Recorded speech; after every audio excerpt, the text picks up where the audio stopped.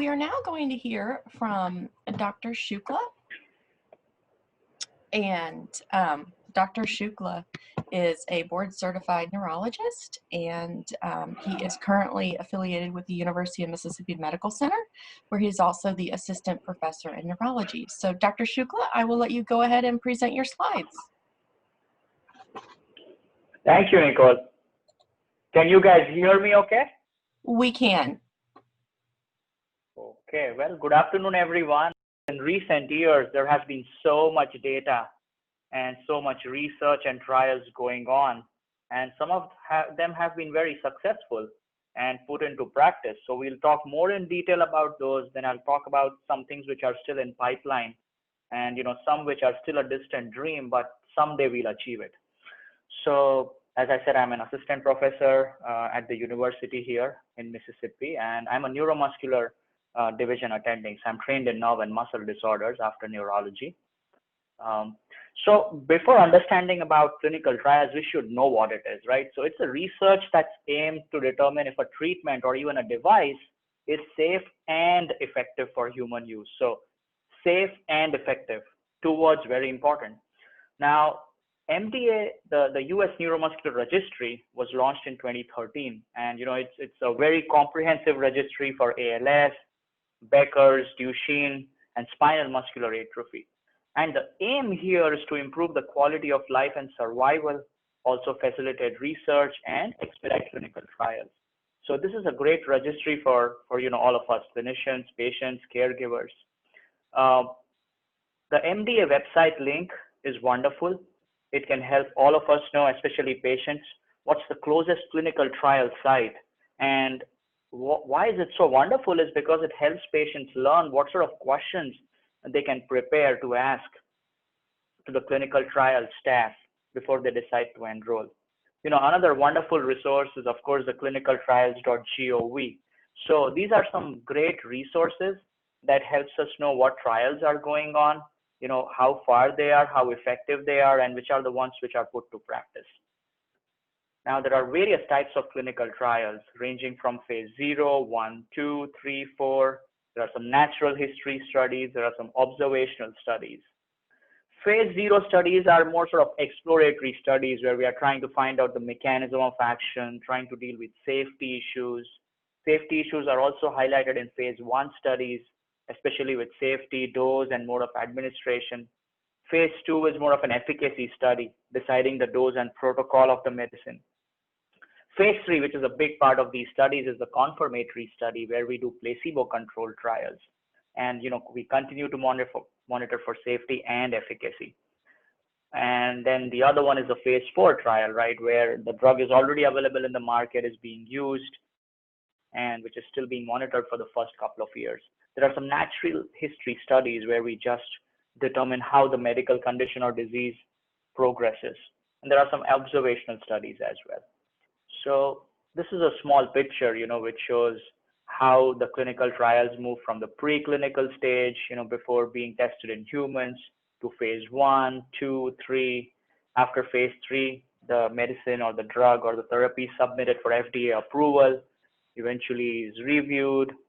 We make sure that it's effective and safe, and eventually is being started to be used in the market and is still being monitored in the phase 4 trial.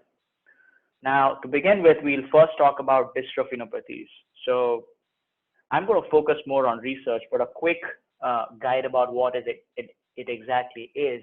So in Duchene, Becker, or the intermediate versions, or even in cardiomyopathy, the dystrophin gene, which acts as an anchor that binds the actin to the cytoskeletal sarcolemma and protects the cell from contraction-related shear stress, is impaired. So a good functional dystrophin will make sure that the muscles can hold on to the stress and bounce back and work okay. But if the dystrophin is not functional, the anchor is lost between actin, that's the protein inside the cell, and the muscle fiber membrane, which is called sarcolemma. And typically it causes more proximal weakness, involvement of the heart as well. So what's the current status of research in dystrophinopathy? So We are looking into gene therapies. We are looking into exon skipping technology. We are looking into repairing the gene itself, and another therapy called stop codon read-through treatments.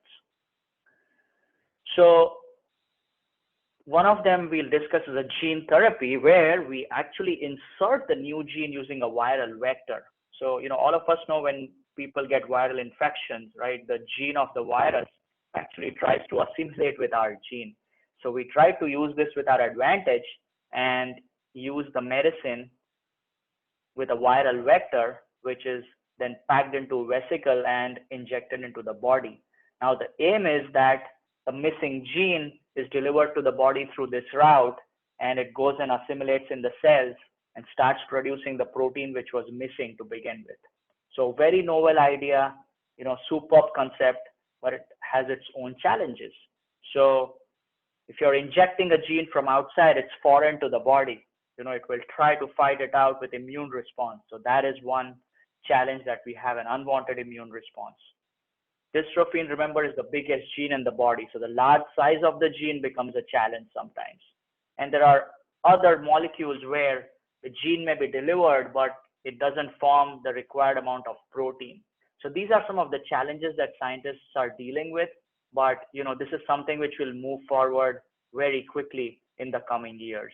And it's being used also in one of the diseases which we'll talk about.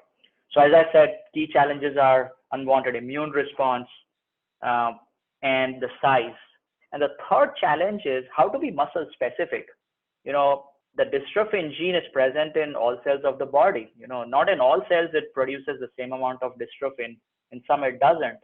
Well, if you deliver a gene from outside, it's going to produce protein in all cells of the body, places where it's even not required.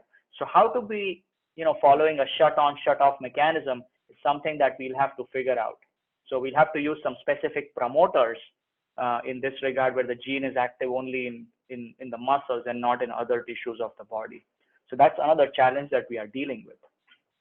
Now, as I said, dystrophin is the largest gene in the body, and it has 79 axons, or those are sort of subunits. And you see how beautifully these subunits fix into each other.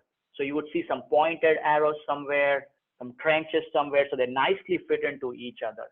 And when the body reads through all these axons, it produces the dystrophin protein. Now I'm going to talk about ASO, or Antisense Oligonucleotide technology, which is a big deal right now. And to understand that, we need to know a little more about Becker's and Duchenne muscular dystrophy. So what exactly happens in Becker's muscular dystrophy? So we're going to zoom into this dystrophin gene and focus on between 68 to 75 of these axons and look at more closely. So for example, in Becker's muscular dystrophy, an exon is deleted. In this case, let's say number 74 is deleted. Now, as you see, a part of this gene is missing, 74, but if you look closely, 73 can fit very nicely into 75. Now, this will still end up producing the dystrophin protein. It may not be as good as it would be if 74 was present, but it's still there. Some of it will still be produced. So that's what happens in Becker's muscular dystrophy. Now, what happens in Duchenne muscular dystrophy? We still have axon deletion, but it's located in such a way that the axons on the right and left to each other can't fit in well. So if you look at here, if 52 is missing, 51 will not fit into 53. So what will happen? The gene read-through mechanism will stop and it will not produce dystrophin at all. So that's why Duchenne is much more severe as compared to Becker. So why I was saying that, we'll come to it. So this is another example, about what are in-frame errors. So look at this sentence: the mad cat ate the fat rat and the big bat. And if you have an in-frame deletion, the sentence will still make sense. The mad cat ate the big bat. So this will be the case of Becker's muscular dystrophy. Now in Duchenne, if you miss not a 3-letter word, but if you miss 2 letters here, just F and A, the whole frame then stops making sense. The mad cat ate the trat and e ga t. So this is something of an out of frame error, and this will not produce any protein at all. So if there was a way that we could hide some of these genes, then we will be able to produce some amount of protein. So the antisense oligonucleotides, what are they trying to do? They are trying to convert Duchenne muscular dystrophy to Becker's, or in simple language, they are trying to produce some amount of dystrophin in a scenario where none was being produced. So this is exactly what they do. So when there is a deletion between 45 and 51, well, 45 and 51 will not stick with each other. So antisense oligonucleotide is just going to hide both 45 and 51 so that 44 and 52 can stick together and the reading frame is restored and the required protein is produced. Again, it may not be the perfect protein, but something is better than nothing. So this is what antisense oligonucleotides are focusing on right now. And the medicine here is eteplirsen. So eteplirsen specifically targets exon 51 in the dystrophin gene. And it is estimated that almost 13% of boys with Duchenne could benefit from skipping of the exon 51. There are some additional exon skipping medicines which are being looked into, which are in pipeline. One of them, golodirsen, which is exon 53 skipping, is now available. So this is another example, trying to explain how eteplirsen would work. So on the leftmost side, you would see a healthy scenario where dystrophin is being produced.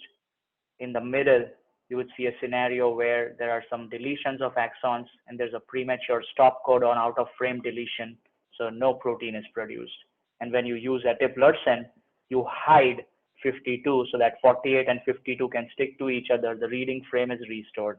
So a shortened functional dystrophin is produced in this case. Another technology is the stop codon or nonsense mutations read through. So there are some premature stop codons which tell a cell to stop making a protein, such as dystrophin, before it has been completely assembled. Now, between 5 and 10% of people with Duchenne have this premature stop codon or nonsense mutation signal, which impairs formation of the protein. So an experimental stop codon read-through medicine called ataluren is being evaluated for this purpose. So this is just an example, how premature translation termination, which means not letting the cell read the gene frame to produce a protein, leads to a truncated abnormal protein formation. Whereas if we start using the drug PTC124 and, if it goes through the trial and works well, it restores the reading frame so that the body can read through the genetic code and produce a full-length protein. Now, there are other mechanisms, by which there is impairment of muscle function in Duchenne and Becker's, and a big component here is inflammation of these muscles. So we use prednisone and deflazacort to combat this inflammation. And the goal here is to improve pulmonary function, delay the onset of any cardiomyopathy, and also prolong the time that people with Duchenne can continue to walk and help with muscle strength. Weight gain is a little less common in deflazacort over short-term follow-ups, but if you follow up for a longer term, it kind of catches up with weight gain phenomena, just like prednisone. Now, in 2017, FDA had approved deflazacort to treat Duchenne patients 5 years older, and later also extended it to patients 2 years and older. There are a lot of other anti-inflammatory components or medications which are being looked into. One of them is Vamorolone, which is a dissociative steroid, which means it's trying to separate the good effects of steroid from the bad effects. So this is going to be a good medicine if it works out and passes the clinical trials. The other phenomena that we could utilize is driving muscle growth using myostatin inhibitors. So there are some trials going on. I won't go into too much detail of this, but the main phenomena is to push back against growth signals to maintain adequate muscle size. So the researchers are hoping to block myostatin, and this may allow the muscles to actually grow larger and stronger. So myostatin is kind of the police in the muscle, which prevents excessive muscle growth. So if you inhibit that, it's going to cause some muscle growth. So this is not specific for Duchenne. It's also being used for cancer cachexia, also for inclusion body myopathy. Another compound is polystatin, which is a naturally occurring inhibitor of myostatin, so uses the same phenomena. You inhibit the myostatin, the excessive policing of the muscle stops, and the muscle grows or proliferates. Another phenomena which is being looked into is activation of androgen receptors using selective androgen receptor modulators. The only, these are almost synonymous to using anabolic steroids, which have their own undesirable side effects. So research is going on in a medicine DT 200 to see if we can uncouple the side effects of these anabolic steroids and only benefit from their good effects and drop the side effects which these anabolic steroids could have. There are other compounds like Utropine. So Utropine is actually present in early stages of life and helps in muscle repair. But for some reason, the production of this Utropine stops as the child grows older. So scientists are trying to find out if there's a way that we could turn this on and if we could utilize the good properties of Utropine.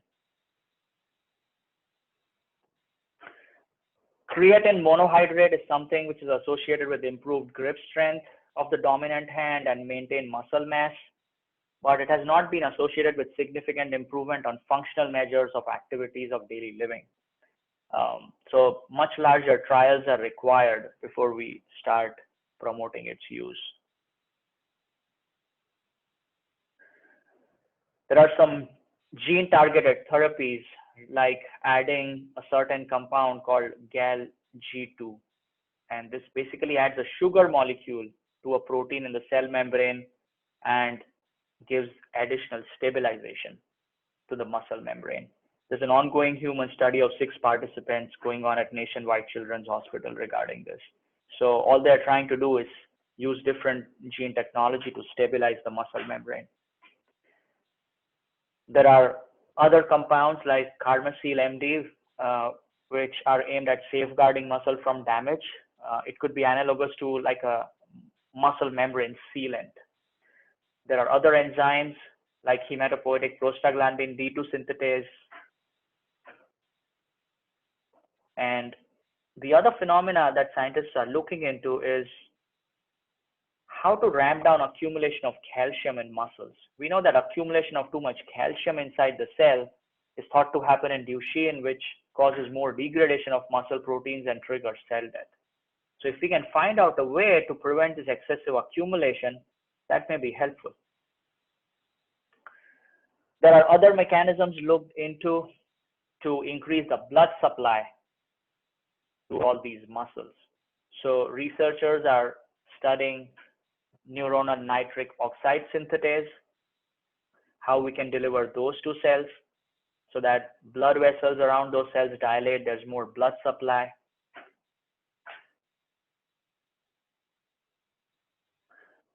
Now, another very important area of interest in treatment and research is how to protect the dystrophin deficient heart.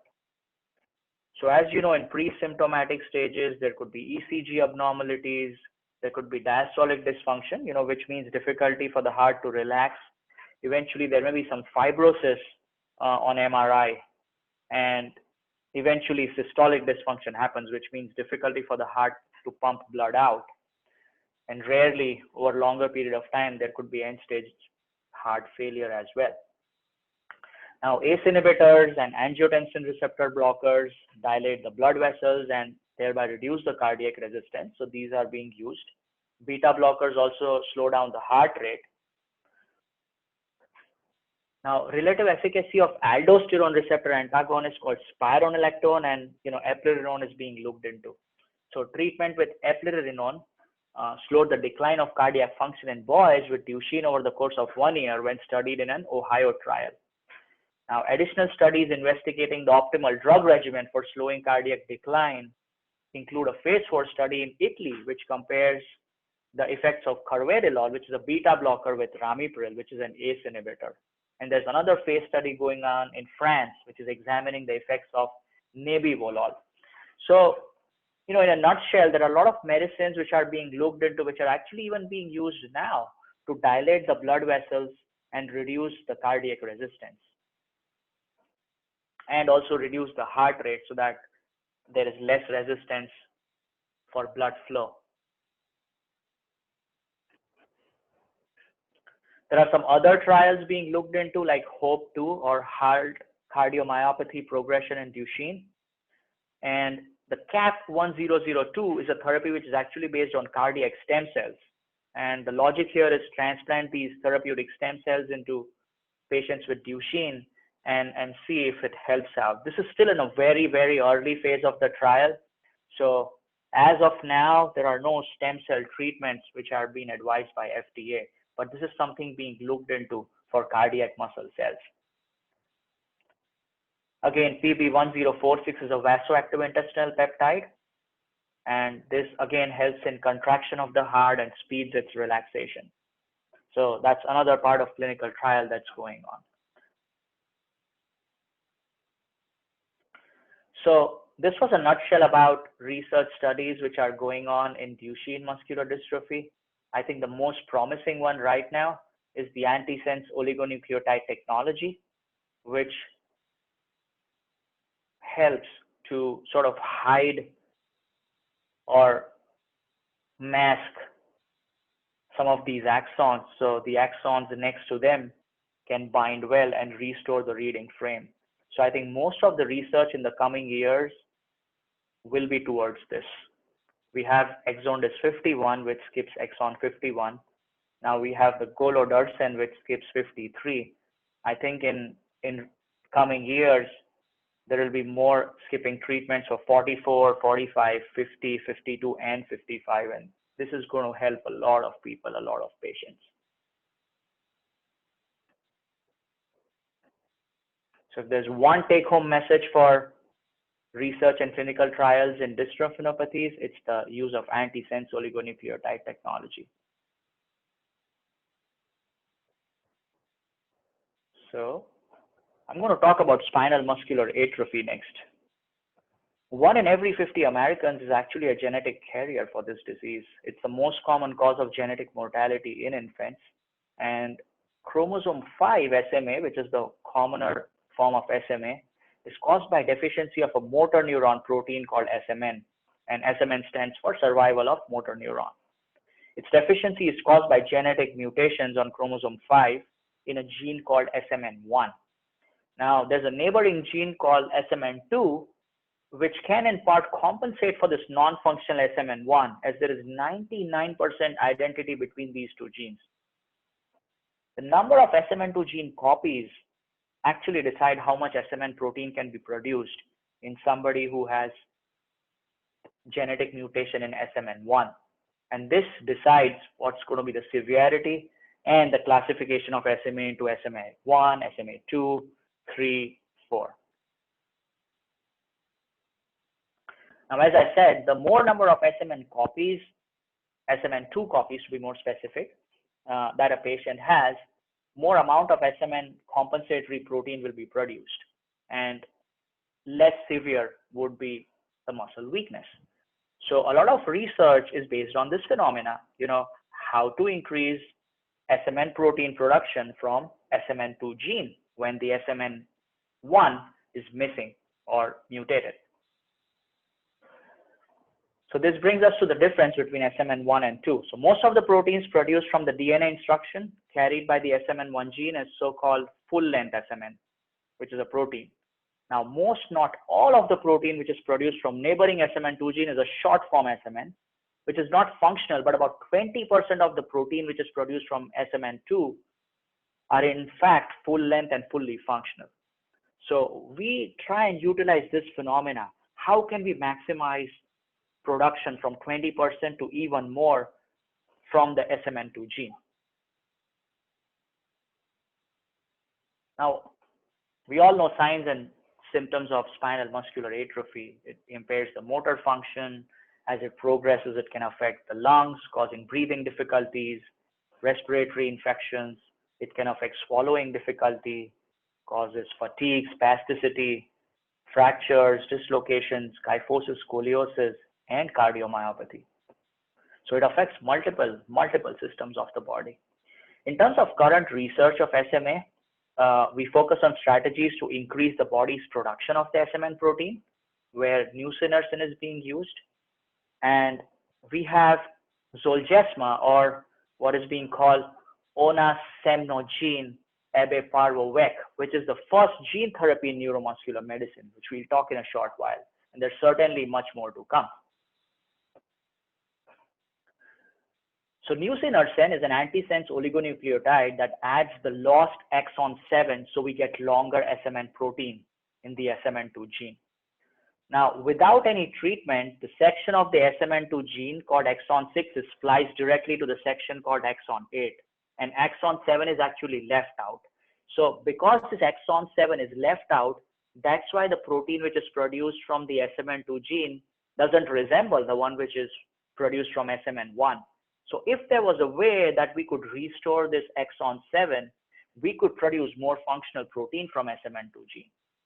So that's where but using antisense to block a clip out of exon 7 signal on the RNA coaxes the cell to include this critical axon, and this ultimately makes the full-length SMN protein. So we are trying to put back exon 7 where it belongs to, so that a full-length SMN protein can be produced. So that's the concept that is being used in nusinersen, or Spinraza, which is being actively used now. So it's been a game changer, as all of us know, in the last 2-3 years since being utilized so effectively. Now, what has come more recently is this gene therapy, onasemnogene abeparvovec, or Zolgensma. It's a recombinant adeno-associated viral vector containing the complementary DNA encoding the normal human survival motor neuron protein. So this is like putting the actual gene right there. And it is designed to halt disease progression by producing sufficient and sustained levels of SMN protein, which are required to improve motor neuron function in a manner that has rapid onset of action. You know, who thought like 3-4 years back that we'll find out a way to actually put the gene right there? And this is just a small diagram, you know, describing how research has happened in the last couple of years. On the leftmost side, you have an unaffected individual where mRNA from both SMN1 and 2 gene is being produced, and the functional survival motor neuron protein is being produced from SMN1 and 2, and you can clearly see there's way more production from the SMN1 gene side. In SMA, there's a defunct SMN1 gene, so limited amount of functional protein SMN produced from SMN2. I was just talking about Spinraza, or nusinersen, which alters the splicing, so it's going to increase the amount of SMN protein from SMN2. And Zolgensma, or this gene therapy, is actually going to put the SMN2 gene right there and produce more amount of functional proteins. SMN1 gene, I'm sorry, and actually produce more amount of functional proteins right there itself. It's a one-time infusion, and it was found to be well tolerated and safe in more than 150 patients who have been treated to date. And the most observed adverse effects were elevated liver enzymes. Some had some nausea, vomiting, transient decreases in platelet count were observed at different time points after the infusion. Now, because the adeno-associated virus is a naturally occurring virus, some children may have antibodies against this virus. So some kids may become ineligible for treatment. So it's important to test for these antibodies. Now, however, out of the 177 patients who underwent pre-treatment screening across all trials and managed the access programs, only 5% were unable to receive treatment because of high levels of antibodies. So not many people have these antibodies.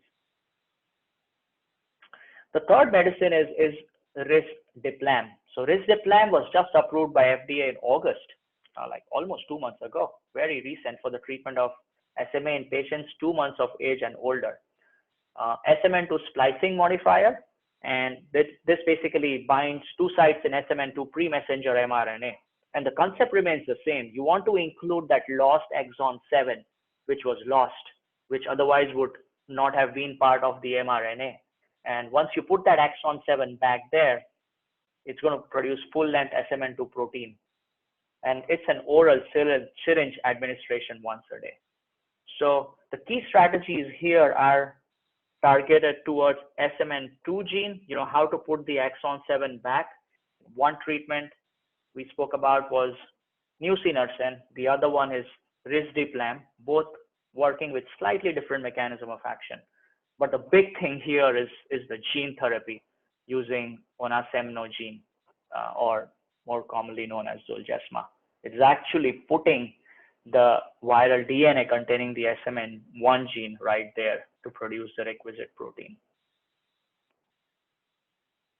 So there are more things in pipeline. There's something called STACI-MON, which is a study recently found that increasing the activity of a gene called STACI-MON improved motor function in SMA disease models. Zinc finger protein 1, or ZPR1. Adequate levels of a protein called ZPR1 is associated with a milder form of SMA, as seen in a mouse model. So if the findings are corroborated, then ZPR1 potentially could serve as a target for SMA therapy development. There are other treatments in early parts of trial which either enhance muscle growth by inhibiting myostatin or something that preserves muscle strength, reldesemtiv. And there's something called BIIB110 is a hybrid inhibitor that acts on both myostatin and activins.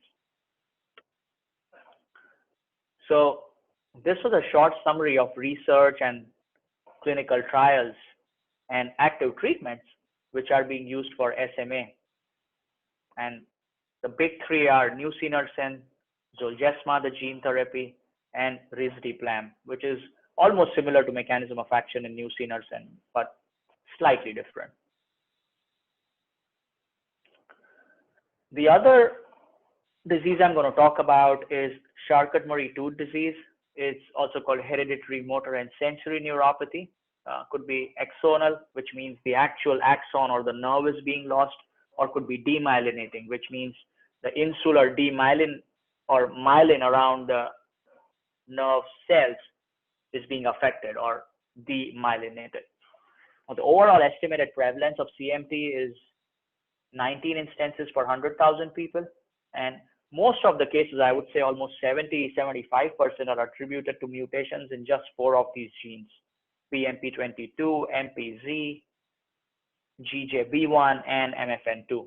PMP22 being the most common form. So the research currently is towards PMP22. I just wanted to highlight what are the different types of CMT. CMT1, as I said, mainly deals with demyelinating phenomena, which means the myelin, which acts as an insular membrane around nerve, gets affected.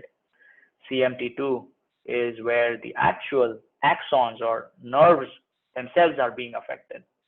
CMT3 is severe demyelination. CMT4 is recessive demyelination, and CMTX is a type of CMT due to connexin 32 gene mutation on X chromosome. It's X, labeled as X because it's X-linked. So the promising active research right now is using the compound PXT3003. So it's a combination of naltrexone, which is acting on opioid receptor, baclofen acting on GABA receptor, and sorbitol. So a combination of these three is being utilized, and the goal here is to lower the expression of PMP22 gene in CMT1A. So in CMT1A, what happens? There's a duplication of PMP22 gene. When there is duplication of a gene, imagine there'll be duplication of mRNA. There's duplication of proteins, or in simple terms, too much amount of proteins are being formed which should not be there. Excess of anything is harmful, and that's what happens in CMT1A. So if we find out a way to lower the expression of PMP22 gene, sort of make it more calm and not let it produce too many proteins, it can potentially help patients of CMT1A. So this is being looked into right now. There's another phase 1/2A trial of SCAAV1 TMCK and TF3 that's going on. And studies have shown that impaired regenerative capacity of distal axons or distal nerve terminals is a major contributing factor to axonal loss. So once PMP22 gene is producing too much proteins, the nerve gets destroyed. They don't have enough regenerating capacity, and this also contributes to the degeneration in CMT. Neurotrophin 3 improves impaired regeneration in CMT1 mouse models. So we are looking at various compounds which can improve the regeneration capacity of the nerves.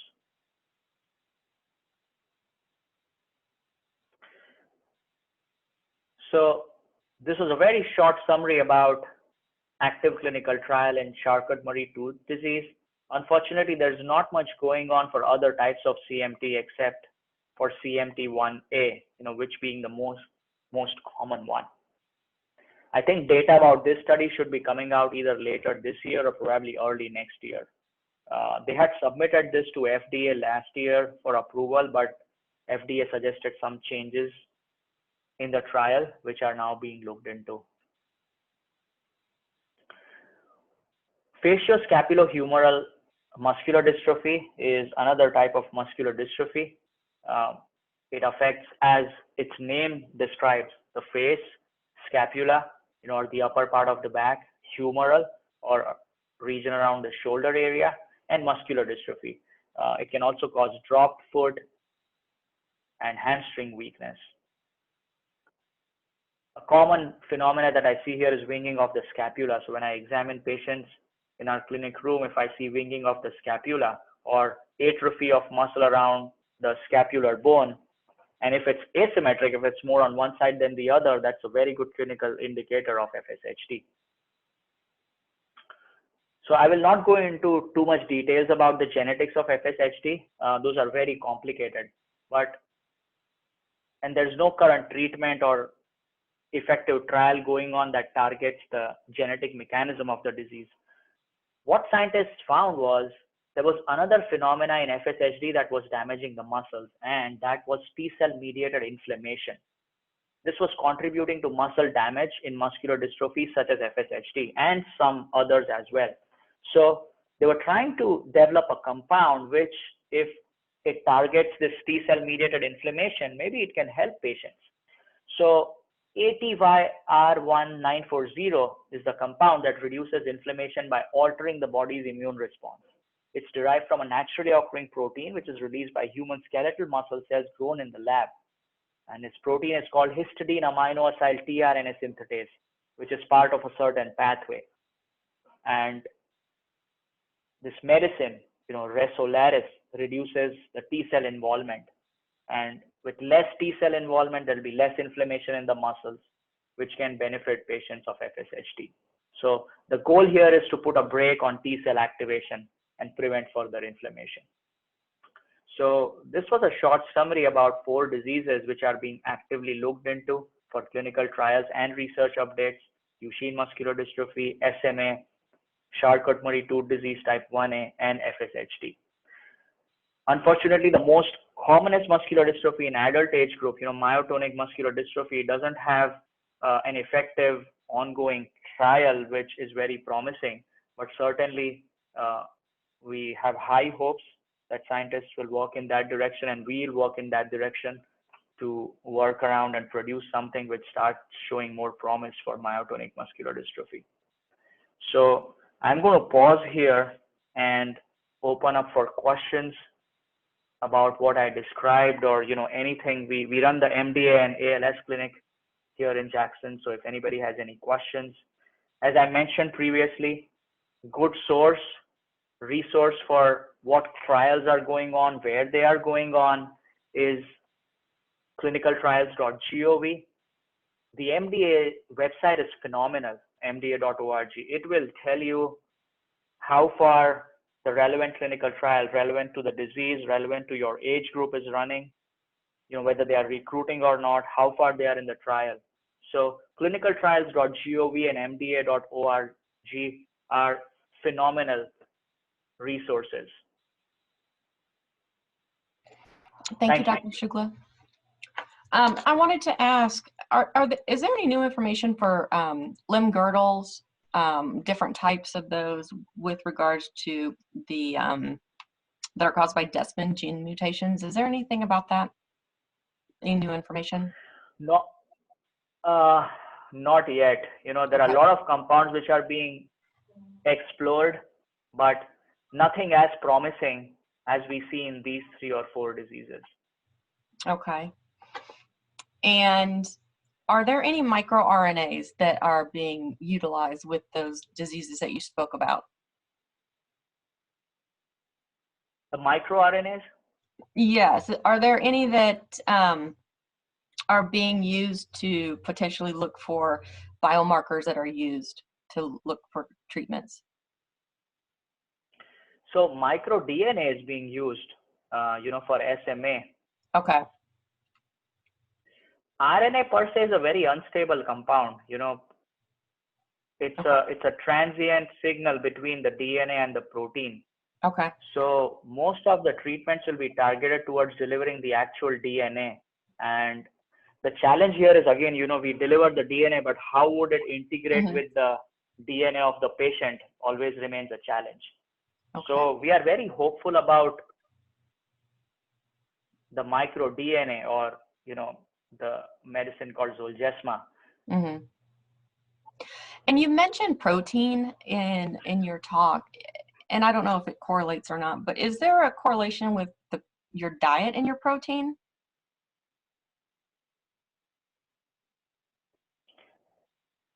So with respect to a certain disease, or just in general? In general.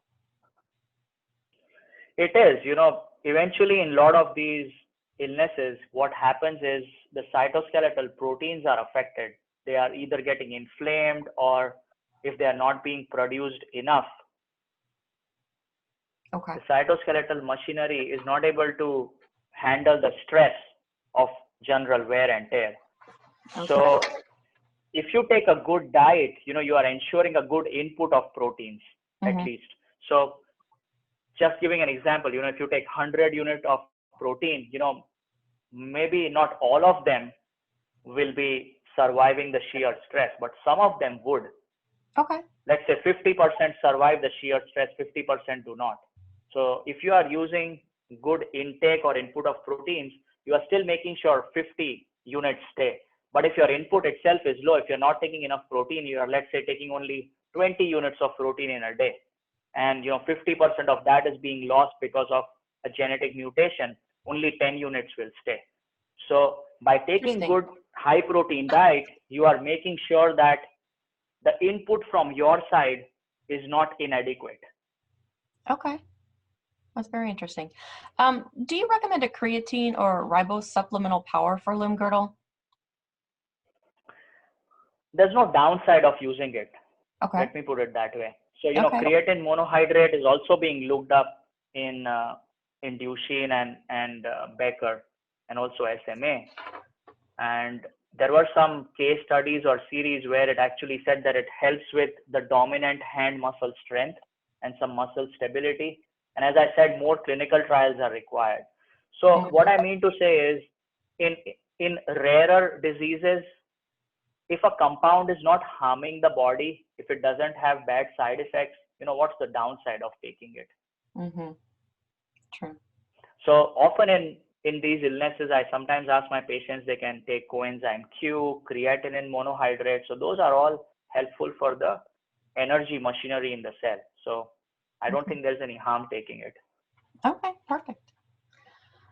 I do not see anything else that has come in through the chat or through email or questions. We've got lots of screens to look at. So thank you very much for your time this Saturday. I know you were on call at the hospital, so I appreciate you stopping in and doing this presentation.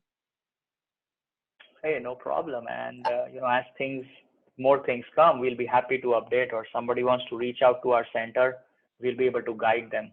Whatever is FDA approved is available at our center, at our university. Okay, perfect. Thank you. Thank you. And thank you all for watching today. We are at the end of our session, and I just wanted to thank again our sponsors, Biogen, Numotion Foundation, and Genentech. Also, you'll see a QR code on the screen. You can scan that with your phone, your smart device, and that will take you right to the survey. However, I will be emailing the link to the survey as well, and I will also include that video that I am so sorry I could not show you today with Marvin. So thank you guys very much. Please continue to check out our Engage programs on mva.org/engage, and have a great rest of your day. Thank you.